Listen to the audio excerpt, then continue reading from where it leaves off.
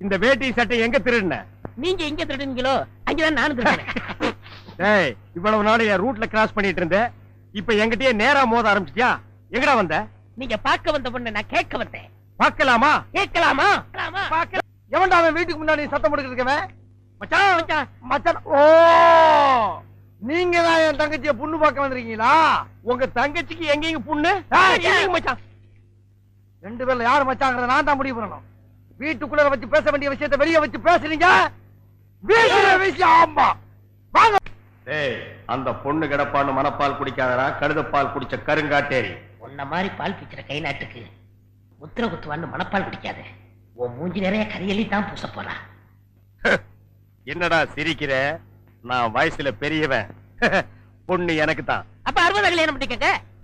பொண்ணு நான் இவனுக்கு பார்க்க வரல, எனக்கு. இங்க பாருங்க, நான் படிப்புல ஒசந்தவன். எங்க தஞ்சாவூர் பெரிய கோபுரத்து மேல என்ன படிச்சியா? என்கிட்ட விளையாடாதீங்க. நான் வீரத்துல புலி.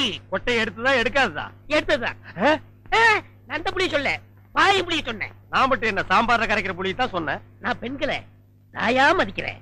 நாங்க மட்டும் என்ன நாயாவா மதிக்கிறோம்? ஏதோ பேசுறதுக்காக நான் பேசிட்டு இருக்காத. நேரத்தை கடத்தாத, நல்ல விவரமா பேசு. எனக்கு தான் அவ இல்லத்தரசி. நான் தான் அவளுக்கு இல்லத்து அரசன். நான் ஒருத்தங்க இருக்கேங்கிறத மறந்து வளவளம் பேசிக்கிட்டீங்களா? விழுந்துறாதீங்க. உங்க ரெண்டு பேர்ல யாரு மாப்பிள்ளை தேர்ந்தெடுக்கக்கூடிய உரிமையை என் தங்கச்சிட்டு ஒப்படைச்சிருக்கேன். அவ பார்த்து யாரு கழுத்துல மாலை போடுறாளோ அவன் தான் மாப்பிள்ளை மருமகன். சரியா?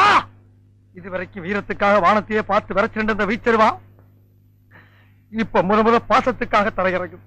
வச்சுக்க. அக்கா பொண்ணு வருது.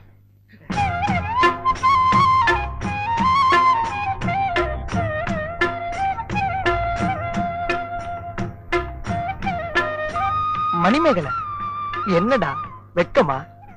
பிள்ளைங்க வந்து சிரிடா சிரி.